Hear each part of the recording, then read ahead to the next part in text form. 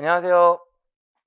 경영지도사 2차 시험 대비 생산관리 분야 경영과학 강의를 담당하게 된 이인호라고 합니다. 반갑습니다. 그럼 이제 여러분들 이제 지금부터 저하고 이제 경영지도사 2차 시험 생산관리 분야 과목 중에 경영과학이란 과목 가지고 이야기를 좀 시작하게 될 텐데 첫 시간이니까 바로 진도 나가기보다는 이제 전체적으로 어떻게 여러분들 공부하셔야 되는지에 대한 오리엔테이션 성격으로 몇 가지 말씀을 좀 드리고요. 그 다음에 다음 시간부터 본격적으로 진도 나가도록 하겠습니다. 그럼 이제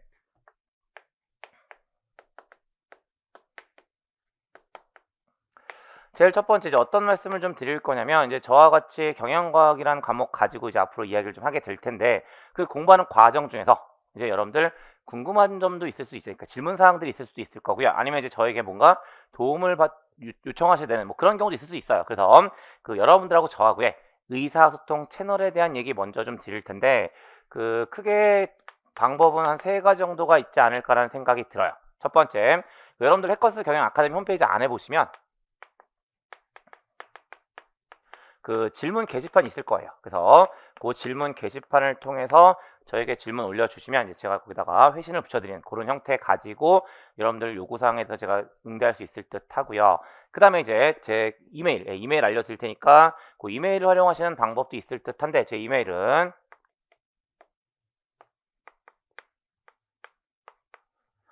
FUZZYWORLT 퍼즈월드고요. 골뱅이 연세.ac.kr로 이메일 주시면 제가 회신할 거고요. 그 이메일에 대해서 제가 또 응대한 형태 그렇게 이제 여러분들하고 저하고 의사소통 나눌 수 있을 듯 하고요. 그 다음에 이제 마지막 하나 제가 그 네이버에 카페를 하나 운영하는 게 있고요. 네이버 카페를 이용하셔서 그 뭐 게시글 질문글 올려주시면 이제 거기에 맞춰서 제가 또 답신 드릴 수 있는 방법이 있을 듯 한데 제가 운영하는 네이버 카페가요. 그 네이버 카페 들어가셔서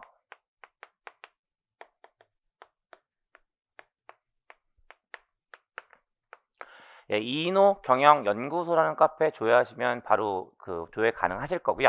그 카페 가입하시면 이제 그 안에 있는 그 카페 안에서 뭐 질문뿐만 아니라 간단하게나마 이제 여러 가지 자료들도 좀 공유할 수 있을 것 같고 이제 그런 용도로 사용하고 있는 것이 이제 제 카페라서 이 카페를 이용하시는 방법, 요 3가지가 여러분들하고 저하고 이제 같이 의사소통할 수 있는 채널들이라고 보시면 되고요. 요 채널들 통해서 여러분들 합격을 위해서 최선을 다해서 도움을 드리도록 할 거예요. 그래서 그 이야기 드리게 되는 거고 그 다음에 이제 두 번째.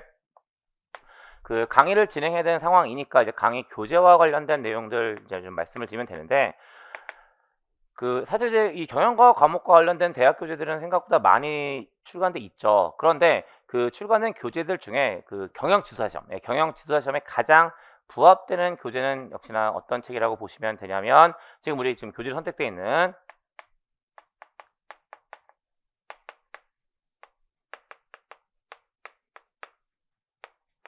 4차 산업혁명 시대의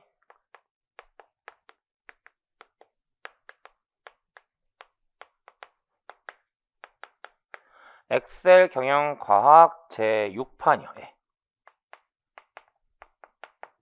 6판이고요. 그 강금식 교수님께서 서술하신 요 책 가지고 강의가 진행된다라고 보시면 되세요. 그래서 요 책 준비해서 강의 따라오시면 되는데 요 책에 대한 내용 잠깐만 좀 말씀을 드리면 일단 어떤 표현이 많이 걸리실 거냐면 요 엑셀이라는 표현이 많이 걸리실 거거든요. 그런데 그 여러분들 이제 경영지도사 시험 준비하심에 있어서 요 엑셀과 관련된 내용들이 경영과학에서 출제될 가능성은 없어요.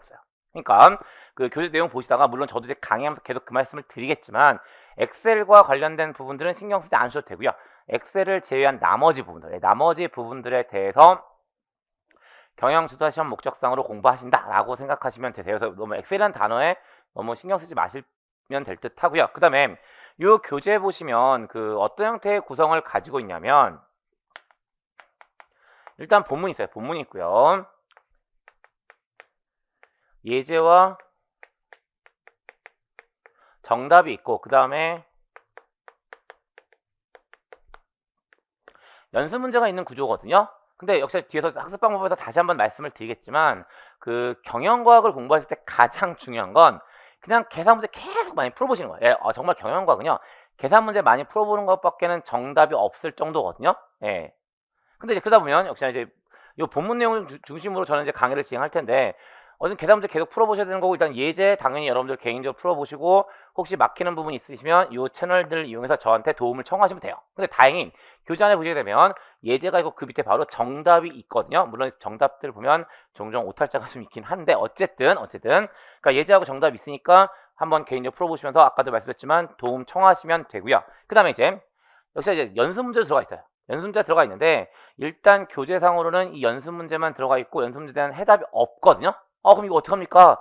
뭐 문제를 풀었으면 맞는지 틀린지 알아야 되지 않겠습니까? 라고 생각하실 텐데요. 예, 그 연습 문제 풀이, 요 연습 문제에 대한 정답.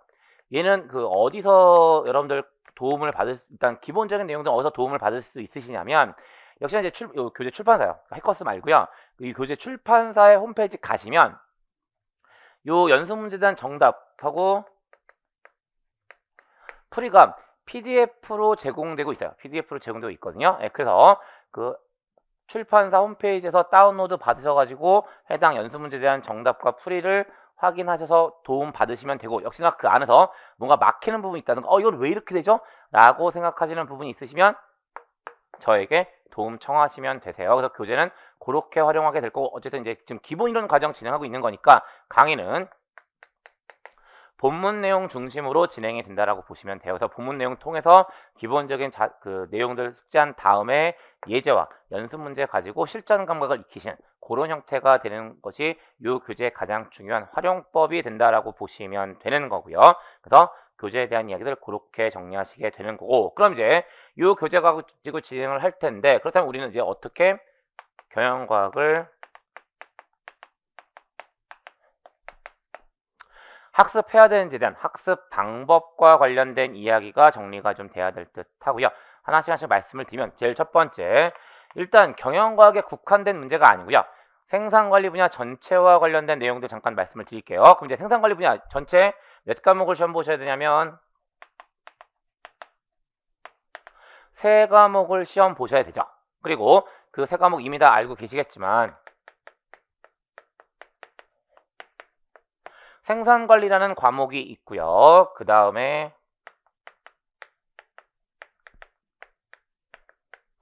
품질 경영이란 과목이 있고, 마지막으로 이제 제가 정리해야 되는 경영과학이라는 경영과학이라는 과목이 있다라고 보시면 되는 거거든요. 근데 사실 이제 그럼 요 3과목이 어떠한 의미를 가지고 있는지를 판단해 놓으시면 조금 더 공부하시는 데 도움이 많이 되실 텐데, 사실 이제 경영지도사 2차 시험 같은 경우 모두 4개의 분야를 가지고 있고 각 분야별로 3개의 과목씩을 가지고 있잖아요. 그런데 그 각 3과목들이요, 모든 분야가 똑같이 논리가 좀 있어요. 그러니까 제가 보기에는 개인적으로 각 분야별로 과목들을 좀 잘 설계해 놓은 시험이 경영지도사 2차 시험이라고 생각하는데, 어떤 이유 때문에 그러냐면, 각 세 과목들이 제일 첫 번째 원론에 해당하는 과목이 있어요. 그러니까 가장 기본이 되는 과목 하나를 가지고 있고요. 그 다음에 거기서부터 좀 발전된 강론의 의미를 가지고 있는 과목이 있어요. 그 다음에 나머지 한 가지 과목이 바로 뭐냐면 그 분야를 연구하기 위한 방법론에 대한 과목을 가지고 있어요. 그리고 생산관리 분야 역시 원론에 해당하는 과목, 강론에 해당하는 과목, 방법론에 해당하는 과목 3과목이라고 보시면 되는데, 원론에 해당하는 과목이 생산관리, 강론에 해당하는 과목이 품질 경영, 방법론에 해당하는 과목이 경영과학이다라고 보시면 돼요. 그래서 생산관리 분야는 이렇게 3과목으로 구성되어 있다라고 보시면 되는데, 이제 이걸 어떻게 공략하셔야 되냐는 건데, 여러분들 제일 중요한 건 합격이잖아요. 합격인데 합격하기 위해서 모든 과목을 다 잘할 필요는 없습니다. 어떻게 하시면 합격하시는 걸까요? 꽈락 없이 평균 60점을 넘기면 되는 거예요. 다시 말씀드려서 3과목을 다 60점을 넘길 필요 없는 겁니다. 꽈락 없이 평균 60점을 넘기면 되는 거라고요. 그러니까 그럼 이제 어떻게 할 수밖에 없냐면, 이 3과목을 물론 뭐 그냥 무성의하게 말씀드리면 다 잘하셔야 된다라고 얘기할 수 있겠지만, 그건 정말 무성의한 거예요. 항상 수험이라는 건 다시 한번 얘기 드리지만 수석이 목적이 아닌 거고요. 합격이 목적이니까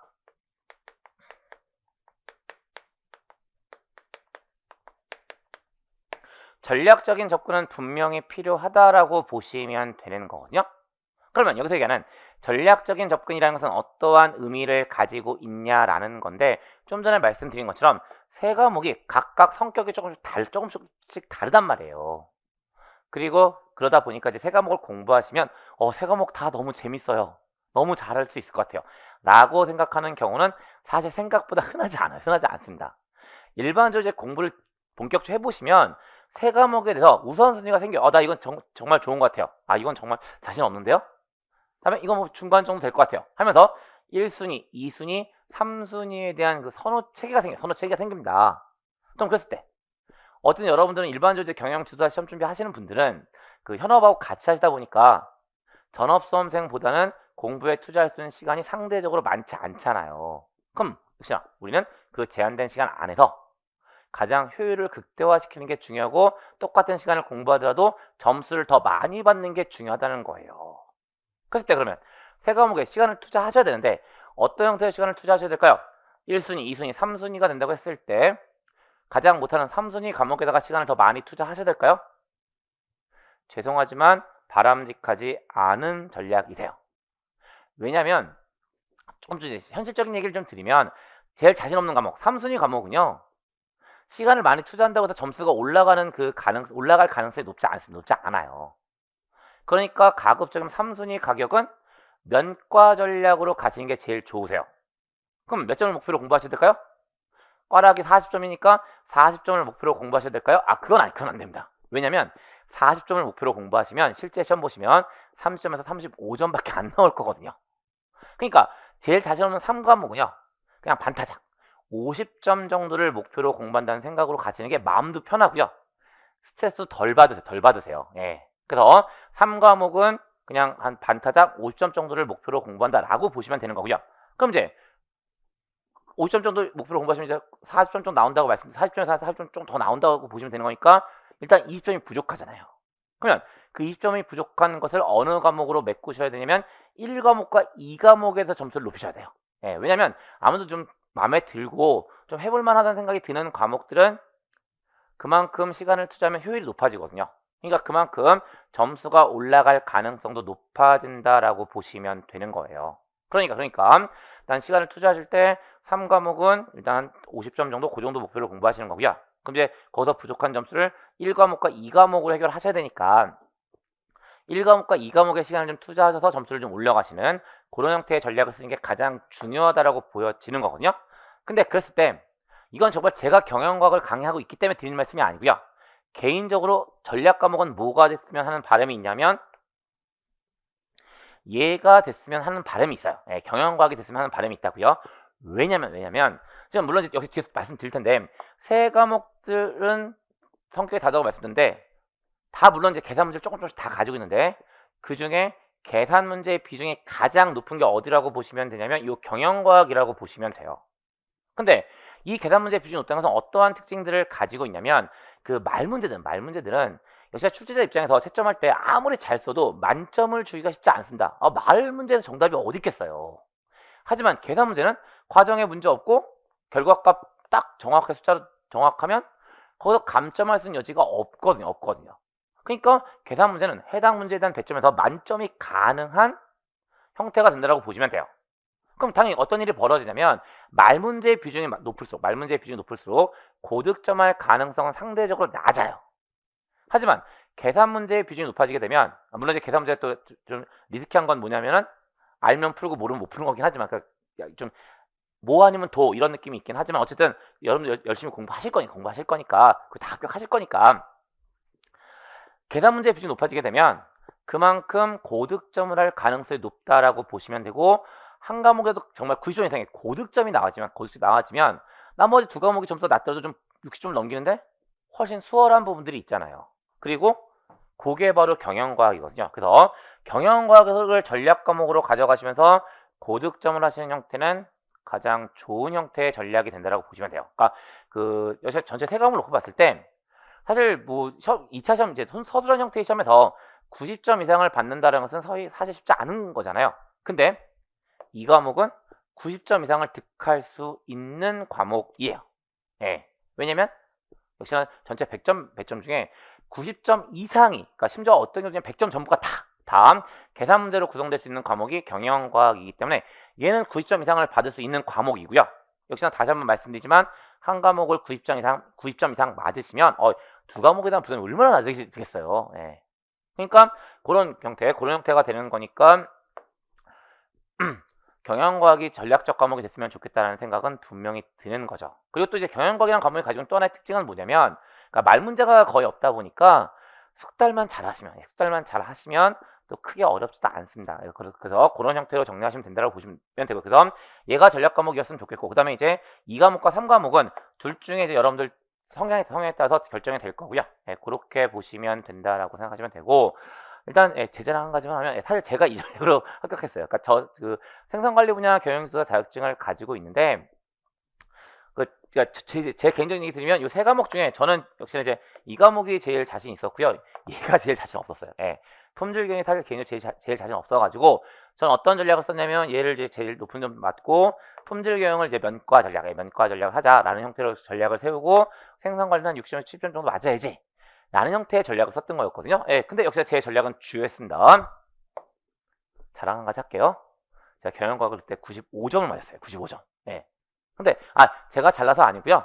정말 그럴 수 있는 과목이에요. 예, 정말 그럴 수 있는 과목이니까 경영과학에 대해서 좀 더 신경 쓰시면서 가시면 여러분들 합격하시는데 좀 더 수월해질 측면들이 있을 거다라고 말씀을 드린 거고요. 그렇게 말씀드리면 생산관리 분야 전반에 대한 이야기 드린 거고, 이제 그럼 다시 스코프를 좁혀서 이제 경영과학과 관련된 이야기들 중심으로 말씀을 좀 드리면, 좀 전에 말씀드린 것처럼 이 경영과학은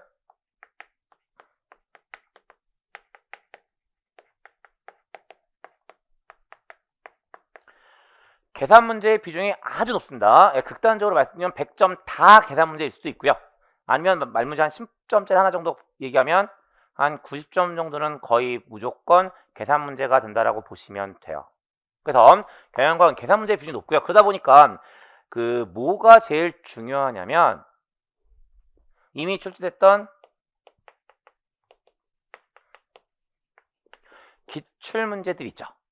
그리고 그 기출 문제가 너무나 중요해요. 왜냐하면 역시나 이제 경영과학 기출 문제들 쭉 보게 되면 기출을 많이 타요. 물론 이제 경영과학이라는 것 자체가 출제될 수 있는 범위가 한정적이다 보니까 계속 그 분야들을 물어볼 수밖에 없는 구조이긴 한데, 어쨌든 기출 문제를 되게 많이 탑니다. 그래서 어떤 경우는 뭐 동일한 문제 형태에서 숫자만 좀 바꿔서 출제가 되는 경우도 있었고요.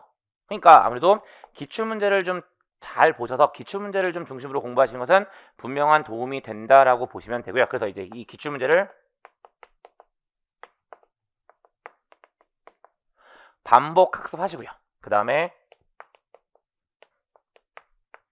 숙달하시는 거, 요게 이제 가장 중요한 공부 방법 중에 하나다라고 보시면 되는 거예요. 그리고 이제 이걸 하기 위해서 일단은 그래도 기본적인 내용들을 알고 있어야 기출문제를 손을 대든가 풀든가 할 거잖아요. 그러니까 경영과학은요, 기출문제를 외운다는 느낌은 아니에요. 그러니까 숙달한다는 게 외운다는 느낌이 아니고요. 순서를 따라가면서 뭔가 문제를 푼다는 의미. 수학 문제를 외워서 풀 수 있는 건 아니잖아요. 어쨌든 경영과학은 그냥 극단적으로 말씀드리면 수학 문제 푸는 거랑 똑같다라고 보시면 되기 때문에, 근데 수학 문제를 외워서 풀 수는 없습니다. 그러니까 당연히 이 기출문제를 풀기 위한, 기출문제를 반복 학습하고 숙달하기 위해서는 기본적인 내용들을 숙제하셔야 되는 거고, 그래서 이제 이 기본 이론 과정에서는 경영과학에 대한 전체적인 내용들을 좀 숙제하시면서 어떻게 계산하는지에 대한 기본적인 백그라운드를 쌓는다라고 보시면 되고, 그 다음에 기본 이론 과정이 끝나고 나면 이제 기출문제를 풀이하는 과정들이 있으니까 기출문제 풀이 과정을 통해서 이제 어떻게 기출문제를 푸는지에 대한 것들을 쭉 숙달하고 연습하시면 되는 구조가 되는 거예요. 그래서 그게 이론과 기출문제, 이게 가장 핵심적인 내용들이라고 보시면 되는 거고, 물론 이제 거기에 이제 뭐 좀 더 추가적으로 변형된 형태를 가지고 실전 모의고사 뭐 이런 것들을 운영할 수 있을 것 같습니다. 그래서 그렇게 진행하는 것이 가장 효율적이다라고 말씀을 드리게 되는 거고요. 그 다음에 세 번째, 그럼 이제 역시나 2차 시험은요, 답안을 직접 작성하시는 거예요. 그러다 보니까 눈으로만 공부하시는 건 절대로 안 되세요. 그러니까 여러분들 뭐 다른 과목도 마찬가지긴 한데 공부해 보시면 아시겠지만 머리에서 알고 있는 것과 또 쓰는 건 별개의 문제거든요. 별개의 문제예요. 그래서 2차 시험을 준비하실 때는 눈으로만 공부하시면 절대로 안 되고요. 손도 같이 쓰면서 공부를 하시는 것은 너무나 중요합니다. 그래서 눈과 손을 활용해서 반복하고요. 익숙하게 만드시는 거, 그게 가장 중요하다고 말씀을 드리게 되는 거죠. 그 다음에 이제 네 번째 얘기고요. 뭐 이건 사실 뭐 경영과학의 학습 방법에 국한된 내용이라고 하기보다는 일반적으로 수험을 임하실 때 기본적인 자세라고 보시면 되는데, 여기서 이제 수험을 임하실 때 그 멘탈 관리, 멘탈 관리는 분명한 의미를 가지고 있어요. 근데 그 멘탈 관리 하시면서 계속 여러분들을 괴롭히는 그 심정은 어떤 것들이냐면 조급함과 절박함이라고 이야기하는 두 가지가 계속 여러분들의 멘탈을 건드립니다. 근데 많은 분들이 이제 어떤 걸 이제 많이 경험하시냐면 이 조급함을 많이 경험하시거든요. 수험 공부할 때 어쩔 수 없이 그 조급함들은 많이 생기세요. 그런데 수험 과정에서 이 조급함은 절대로 도움되지 않습니다. 절대 도움되지 않습니다. 그래서 조급함은 무조건 누르세요. 무조건 빨리 이런 조급함은 무조건 누르셔야 되는 거고요. 오히려 시험 준비를 하실 때는 어떠한 마음가짐이 더 큰 도움이 되냐면 또 더가 아니라 얘는 아예 도움 안 되는 거고요. 절박함은 시험 준비하실 때 너무나 큰 도움이 돼요.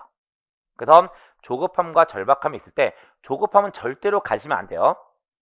절박함을 가셔야 되는 거고요. 그 절박함이 오히려 수험생활을 더 빨리 끝내게 만들어줍니다. 그래서 조급함은 버리고 절박함을 가지세요 라는 것이 제가 드리고자 하는 내용들이 되는 거고요.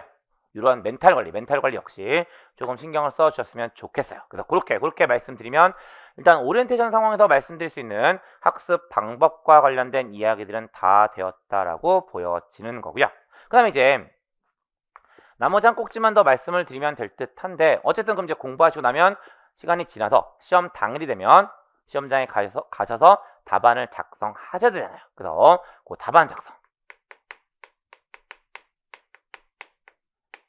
답안 작성과 관련된 몇 가지 이야기들을 좀 드리려고 하는 겁니다. 그래서 이제 뭐 그 자료 요 자료 제가 그 인강에다 첨부해달라고 부탁드렸으면 아마 첨부돼 있을 텐데 크게 두 가지 관점에서 이야기하고 있죠. 제일 첫 번째 일단 답안 작성에서의 기본 원칙과 관련된 이야기 들어가 있어요. 그럼 이제 일단 기본 원칙을 이야기하기 위해서는 뭐부터 좀 말씀을 드려야 될 듯 하냐면 시험 문제가 어떻게 구성되어 있는지부터 이야기를 해야 되는데 뭐 이거 다 알고 계신 부분이긴 한데 그 각 과목별로 100점 만점으로 구성되어 있고요. 그 안에 들어가 보시면 30점짜리 3짜리가 두 문항이 출제가 될 거고요. 그 다음에 10점짜리 문제가 4문항이 출제가 돼서 총 100점의 배점을 가지고 있다라고 보시면 되고 요 문항을 여러분들 이제 그 시험장 들어가시면 답안지 받으실 텐데 그 답안지가 책형으로 되어 있고 모두 몇 매가 들어가 있냐면 16페이지 16매가 들어가 있습니다. 그래서 요 16매의 답안지에다가 90분 동안 답안을 작성하시는 게 가장 기본적인 원칙이라고 보시면 되고 뭐 현실적인 얘기 한 가지만 드리면 90분이잖아요. 뭐 이미 시험 보신 경험이 있으신 분들도 있으시겠지만 그 처음 보시는 분들은 이제 말씀을 드리면 아마 시험장에 들어가시면요.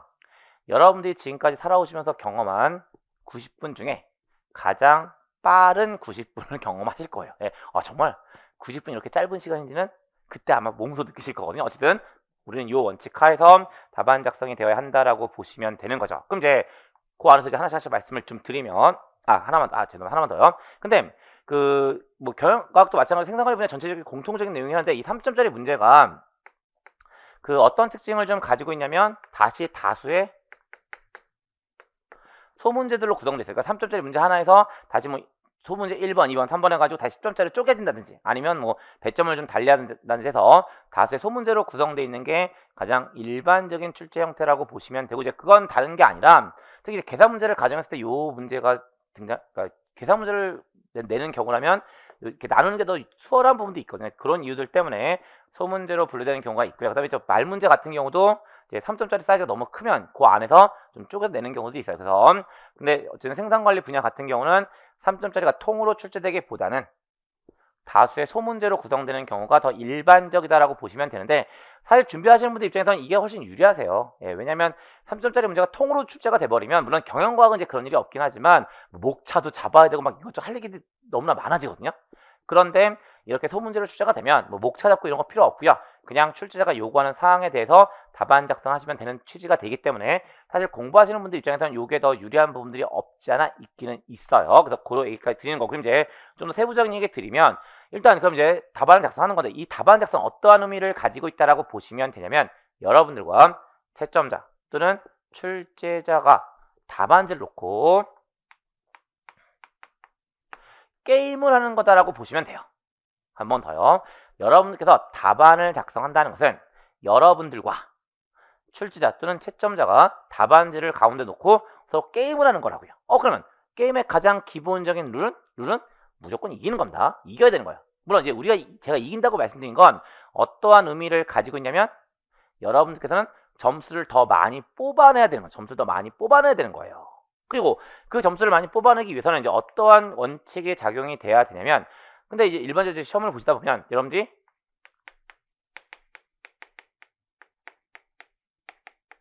알고 있는 것과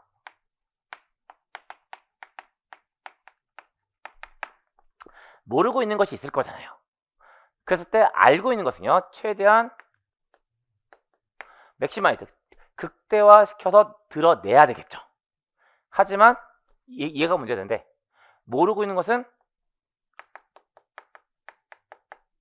숨겨야 돼요. 내가 모르고 있다는 사실을 숨겨야 돼요. 그리고 어떻게 숨겨야 되냐면 나 몰라요 라는 걸 노골적으로 노골적인 숨기는 게 아닌 거고, 티가 나지 않게 숨기는 거고, 요게 바로 그 여러분들이 답안 작성하시는 가장 기본적인 게임의 룰 이런 것들이라고 보시면 되는 거예요. 그래서 그게 이제 가장 기본적인 내용이라고 보시면 되는데, 사실 역시나 이제 다른 과목 생산관리나 품질교육 쪽은 이게 좀 의미를 가질 수 있을지 모르겠지만 사실 경영과학은 쉽지 않죠. 계속 똑같은 얘기긴 한데 경영과학은 계산 문제이다 보니까 아는 것과 모르는 것이 완전히 딱 갈라지죠. 그러니까 모와 도의 의미를 가지고 있기 때문에 사실 이 내용들은 생산관리나 품질교육 쪽에서는 의미가 있겠지만 경영과학 쪽에서는 크게 의미 있는 내용은 아니라고 보여지긴 합니다. 그래서 일단 첫 번째 그렇게 자료에 들어갔으니까 말씀드리는 거고요. 그 다음에 두 번째 뭐에 대해서 이야기를 하고 있냐면 역시나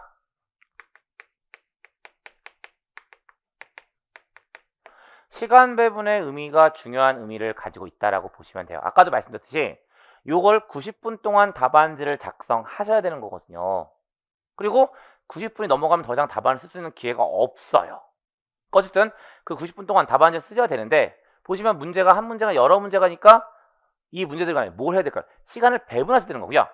그 시간 배분에 대한 룰이 깨져버리면, 그러니까 예를 들어서 제가 말씀드리겠지만 10점짜리 문제는 한 8분 정도의 시간 내로 최대한 써야 된다라고 말씀을 드릴 텐데 8분이 넘어가 버려요. 그러면 만약에 8분이 넘어가 버리면 다른 문제를 풀 수 있는 시간이 줄어드는 거잖아요. 그리고 그렇게 돼버리면 다른 문제들에 대해서 점수를 높게 받지 못한 일이 생길 테니까 무조건 이제 처음에 공부하실 때부터 연습하실 때부터 시간 배분은 정해놓고 공부를 하시는 게 맞으세요. 그래서 일단 이건 사실 가이드이긴 하지만 어떤 형태의 가이드를 드리고 있냐면 저는 일반적으로 그 3점짜리 문제 3점짜리 문제는요 최대값입니다. 그 딱 요 시간에 푸셔야 된다가 아니라 최대값이라고 보시면 되는데 3점짜리 문제는 25분이 최대값이라고 말씀을 드리고요. 그 다음에 10점짜리 문제는 8분이 최대값이라고 보시면 돼요. 그래서 요거 이제 다 하시면 이게 어떻게 되냐면 3점짜리가 2문제고요. 그 다음에 10점짜리 4문제라고 말씀드렸으니까 82분이 소요가 되는 거고 90분보다 한 8분 정도 여유가 생기는 거죠. 근데 이렇게 하더라도 실전에 들어가시면 정말 90분 딱 맞춰서 끝내는 경우들이 더 많으시거든요. 그래서 일단 요 가이드는 가급적이면 지켜서 한다라는 생각으로 준비하시는 게 나중에 실전에 들어가셔서 시간 배분에서 실패하지 않으실 거예요. 그래서 시간 배분은 그렇게 좀 잡아놓고 준비하시는 게 바람직하다라고 말씀을 드리게 되는 거고, 그 다음에 세 번째 이제 역시나 이제 그 소문제들도 마찬가지 10점짜리 문제도 마찬가지인데 그 한 문제 안에서 어떤 경우가 있냐면 출제자가 요구하는 사항이 한 가지가 아니라 여러 가지가 들어가 있는 경우가 있어요. 여러 가지가 들어가 있는 경우가 있습니다. 근데 예를 들어서 10점짜리 문제인데 출제자가 문제 안에서 요구한 내용이 두 가지였다고 가정하자고요. 그럼 당연히 세부적으로 어떻게 배점이 잡힐 거냐면 요구사항 1과 요구사항 2에 대한 배점이 다르게 잡힐 거란 말이죠. 근데 그랬을 때 하나를 놓쳐버리면 놓친 부분에 대한 배점은 0점이 돼버리는 거잖아요. 그러면 안 돼요. 그래서 항상 답안 작성 전에 문제를 읽으시면서 출제자의 요구사항을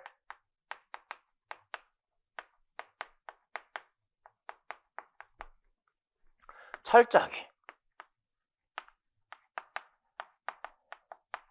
파악하시는 것은 너무나 중요하세요.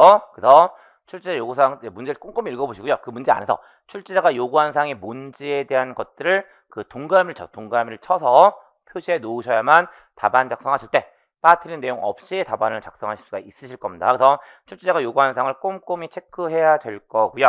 그다음에 네 번째, 이거 역시 경영과학 쪽에서는 또 생각보다 크게 의미가 없을 수 있을 것 같긴 한데, 그 생산 관리나 품질 경영 쪽에서는 좀 고려가 돼야 되는 부분이라고 보여지는데요. 여러분들이 시험 준비하시면서 가장 대표적으로 가지고 있는 강박관념이 있어요. 그리고 그게 바로 뭐냐면 답안 작성 분량에 대한 강박관념들을 가지고 계시거든요. 그리고 이제 그러면서 어떤 형태의 강박관념들을 많이 가지고 계시냐면요. 아까 얘기했듯이 답안지 16페이지라고 말씀드렸잖아요. 그리고 3점짜리와 10점짜리가 구성되어 있다고 얘기하니까 이제 어떤 형태의 강박관념들 제일 많이 가지고 계시냐면 3점짜리 문제는요.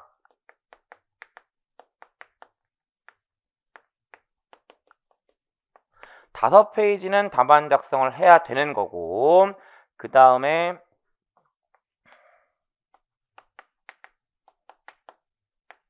10점짜리 문제는 1.5페이지 정도는 답안 작성해야 돼 라는 강박관념들을 가지고 계세요. 왜 이 강박관념을 가지게 되냐면 이거 다 이제 계산하시면 16페이지가 되거든요. 근데 제발 좀 버리세요. 이거 제발 좀 버리세요. 왜냐면 일단 그러니까 특히 경영학에 대한 얘기 먼저 드리면, 계산 문제에 대해서 어떤 계산값 나올 때 그 계산 과정에 분량이 정해놓고 출제자가 문제를 낼 가능성은 없잖아요. 그러니까 이건 그냥 가이드일 뿐인 거지 강박관념 이걸 무조건 채워야 돼 이런 생각 하시면 안 돼요. 근데 사실 아까도 얘기 드렸지만 경영과학에서는 이게 덜 하세요. 어차피 계산 문제니까 내가 그냥 계산식 쓰면 되니까 그게 덜 하신데, 생산관리나 품질경영 쪽은 이제 말 문제들이 있다 보니까 이제 이런 강박관념들을 많이 가지고 계시거든요. 근데 왜 강박관념을 버려야 되는지를 말씀드리면, 일단 이 강박관념이요, 시험장 안에서 무리수를 만들어요. 무리수를 띄우게 만들고요. 뭔가 막 써야 되니까 무리수를 쓰게 되는데 그 무리수가 당연히 득점이 될 가능성은 없어요. 오히려 감점이 되면 감점이 됐지 득점이 될 가능성은 거의 높지 않거든요. 그러니까 오히려 독이 되는 거니까 그런 측면도 있는 거고요. 그러면 여기서 직관을 생각해 보시면 16매. 이 16페이지가 경영도사 시험 목적사고로 만들어진 답안지가 아니에요. 산업인력공단에서 사용하는 공통된 답안지란 말이죠. 그러니까 공통된 답안지인데 이게 특정 시험에 국한돼서 뭔가 할 수 있는 상황은 아닌 거잖아요. 그러니까 좀 여유 있게 준다라고 생각하시면 되는 거고, 그런 의미라고 보시면 되고요. 마지막 한 가지만 더 드려요. 역시 출제자가 문제를 내면서 답안 작성의 분량을 고려하면서 문제를 출제하는 출제자는 없어요. 그냥 내가 이건 3점짜리 내고 싶어 하면 내는 거고요. 내가 10점짜리 내고 싶어 하면 내는 거란 말이에요. 그러니까 당연히 출제자 입장에서도 어떤 이 문제는 이만큼은 써야 되겠지 라는 거에 대한 가이드 없어요. 그러니까 답안 작성 분량에 대한 강박관념은 제발 좀 버리세요. 물론 이렇게 말씀을 드리면 저한테 거꾸로 한 가지 더 물어보세요. 그럼 알겠어요. 버릴 텐데 그래도요 최소한 몇 페이지는 써야 될까요? 라고 저한테 거꾸로 물어보시거든요. 예. 근데 제가 항상 그런 질문 받을 때마다 전 항상 똑같이 말씀을 드려요. 뭐라고 말씀을 드리냐면, 가장 적정한 답안 작성의 분량은 해당 문제에 대해서 여러분들이 알고 계신 것을 정확하게 쓴 결과물의 분량, 그게 가장 적정한 답안 작성의 분량이라고 말씀을 드리는 거지, 최소한 몇 페이지 이상 쓰세요, 최대 몇 페이지 꼭 쓰세요 라는 얘기는 절대로 의미가 없습니다. 다시요, 답안 작성의 분량에 대한 강박관념 제발 버리시고요. 최소 얼마에 써야 돼요 이것도 없습니다. 단 여러분들이 해당 문제에 대해서 쓸 수 있는 정확하게, 틀린 내용이 들어가면 안 되는 거고 정확하게 쓸 수 있는 결과물의 분량, 그게 그냥 가장 적정한 답안지의 분량이다 라고 생각하시면서 준비하시면 되는 거고요. 그래서 그 얘기까지 드리면 그 기본 원칙 쪽에 들어가 있는 이야기들은 전부 다 말씀을 드렸어요. 그럼 이제 거기다 이제 추가적으로 그럼 이제 답안 작성 구체적으로 하셔야 되는데 기본 요령은 어떻게 되어 있냐는 거고요. 일단 이 중에 일부는 그 여러분들 이제 실전에 들어가시면 답안지 받으실 텐데 그 답안지 앞쪽에 이제 여러 가지 안내 사항들이 쓰여져 있는데 그 내용도 같이 포함되어 있으니까 참조해 놓으시면 될 듯한데 일단 제일 첫 번째 뭐부터 이야기하고 있냐면 이제 답안지를 받으시잖아요. 그러면 그러니까 시험장에 들어가시면 답안지랑 문제지를 받으실 거잖아요. 그럼 이제 감독관이 시험 시작하세요라고 얘기하는 순간 문제지를 피실 거고요.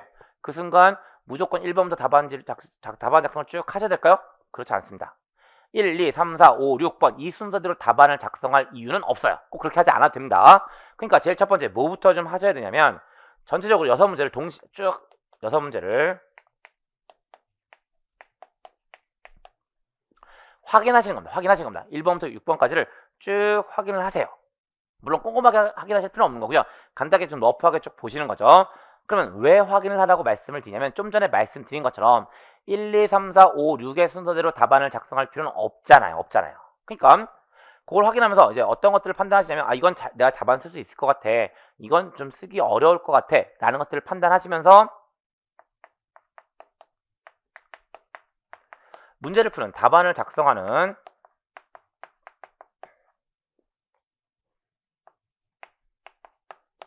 순서를 결정하라고 말씀을 드린 거예요. 그래서 뭐 나는 2번 먼저 풀고 그다음에 1번 풀고 뭐 5, 6, 5, 6, 3, 4 뭐 이런 식으로 풀 거야. 이런 형태로 그 문제 푸는 답안 작성의 순서를 결정하라는 말씀 때문에 일단 6문제를 확인하라고 말씀드리게 되는 거고요. 이게 왜 의미를 가지냐면 이게 무조건 순서대로 풀다 보면요. 1번 문제 괜찮아. 근데 2번 문제 잘 모르겠어. 근데 일반 사람들은 잘 모르겠으면요. 그만큼 시간을 계속 잡아먹어요. 그리고 그러다 보면 시간 배분에 실패해가지고요. 뒤쪽에 있는 알고 있는 문제도 풀지 못하는 일이 생길 수 있거든요. 그리고 그런 것들을 방지해야 되기 때문에 일단 6문제를 전체적으로 쭉 스캔을 한 다음에 그 안에서 6문제의 문제풀이 순서들을 결정하고 그 순서에 입각해서 문제를 풀어간다 라고 생각하시면 되는 거예요. 그래서 그렇게 말씀을 드리게 되는 거고요. 물론 이제 역시 이제 배점이 다르니까 가급적이면 이쪽이 먼저 푸는 상황이 되는 게 가장 바람직하다라고 보시면 돼요. 근데 또 한편으로 경영과학은 그런 것도 아닌 게 왜 그러냐면 소문제들로 구성돼 있잖아요. 소문제들로 구성돼 있으니까 뭐 소문제들은 또 다시 보면 이제 10점짜리가 여러 개 있는 상태라고 보셔도 되기 때문에 뭐 꼭 3점짜리 문제가 꼭 앞으로 와야 되는 상황은 아닙니다. 어쨌든 그래서 제일 중요한 건 6문제를 전체적으로 한번 스캔하신 다음에 답안을 작성하는 문제를 푸는 순서를 결정하셔라 라고 이야기를 하게 되는 거고요. 그 다음에 두 번째, 이건 이제 그 답안지 앞에 그 안내사항으로 들어가 있는 건데, 일반적으로 문제 쓰실 때 문제 번호하고요.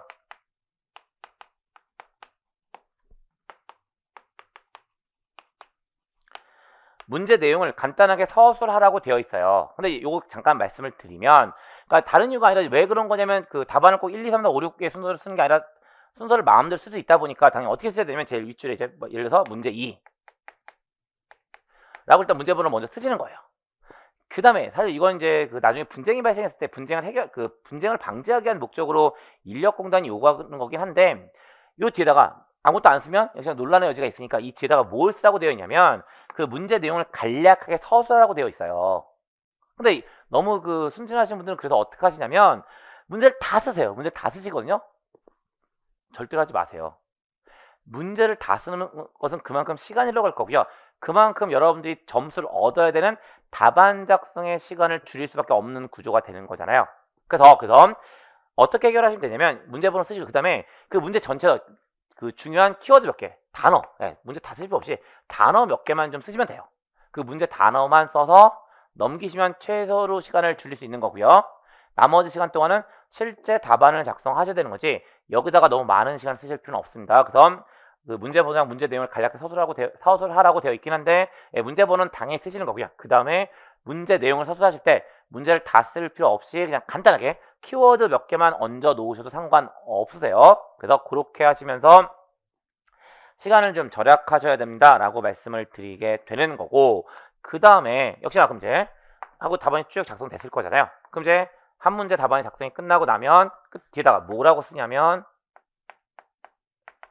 끝이라고 써요. 그러니까 무슨 얘기냐면 쭉 답안에 써서 그 뒤에 가서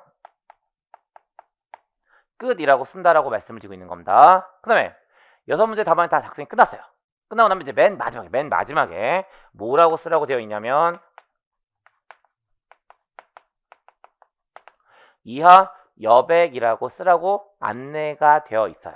그래서 요것도 좀 신경 쓰시면 될 듯 하고요. 이거 왜 제가 지금 말씀을 드리냐면 여러분들 이제 시험 준비할 때 계속 이제 답안 작성 해보면서 연습하실 텐데 이것도 미리 연습해놔야만 나중에 시험 당일날 들어가서 안 까먹으세요. 그래서 다시 한번 말씀드립니다. 각 문제가 끝날 때마다 끝이라고 표시하는 거고요.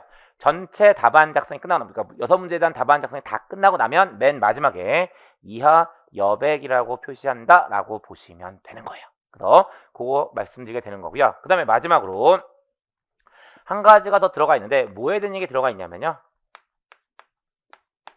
필기구에 대한 이야기가 간단하게 언급되어 있긴 하거든요. 예, 이거 어떤 의미라고 보시면 되냐면 역시나 이제 뭐 시험 준비하시는 과정에서도 멘탈 관리가 중요하기 때문에 조급함과 절박함을 좀 구분하셔야 됩니다라고 말씀을 드렸잖아요. 근데 정말 멘탈 관리가 가장 중요한 시점은 어디냐면 시험 당일이에요. 시험 당일. 그리고 시험 당일날 그 시험 답안 작성하신 그 순간이 멘탈 관리가 가장 중요하거든요. 그리고 그 당일날 멘탈이 깨져버리면 알고 있는 것도 답안지를 쓰지 못하시는 경우가 너무나 많으세요. 그래서 그 멘탈 관리는 되게 중요하다고 시험 당일날의 멘탈 관리는 너무나 중요한데요. 아무래도 시험 당일날에 드시면 정상 멘탈이 아니세요. 아무래도 긴장도 있을 거고 뭐 여러 가지 것들이 영향을 미칠 거기 때문에 정상 멘탈이 아니시거든요. 그러다 보니까 이제 어떤 일이 생기냐면 아주 사소한 것들도 멘탈을 건드려요. 그리고 그 사소한 것들이 멘탈을 깨지게 만들 수 있는데 가장 대표적인 게 바로 뭐냐면 필기구예요. 그 다음에 경영과학이니까 모두 영향을 미치게 될 거냐면 계산기요. 계산기요.